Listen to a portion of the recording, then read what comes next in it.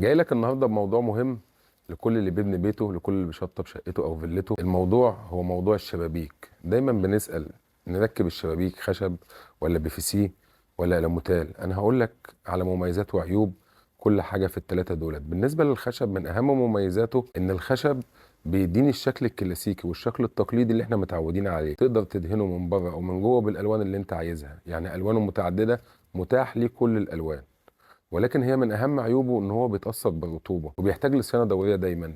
بالنسبه للبي في سي، هو اشكاله محدوده مقارنه بالخشب، ولكنه عازل قوي جدا للصوت وعازل قوي للحراره، وما بتاثرش بالرطوبه، ما بتاثرش بالمياه او بالامطار او بكل، ما بتاثرش باي عوامل جو. ولكنه مشكلته ان الوانه محدوده شويه واسعاره مرتفعه، والانواع الرديئه منه بتتاثر بالشمس. نيجي للالموتال. الالموتال الوانه كتير جدا، اي لون انت عايزه موجود في الالموتال، لانه بترش، وبالنسبه ان هو ما بيتاثرش بالصدى. ولكن مشكلته مقارنه بالبي في سي ان الالموتال عازل غير جيد للصوت والحراره.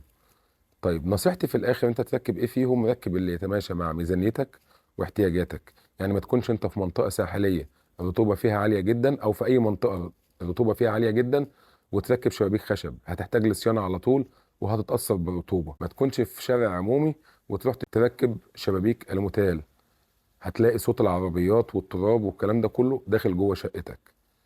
فركب اللي يناسب ميزانيتك واحتياجاتك. لو عجبتكم الحلقة، سبسكرايب ولايك، واديني رأيك في التعليقات والكومنتات، وقولوا لي انتوا تحبوا الشبابيك تكون ايه، خشب ولا الموتال ولا بي في سي.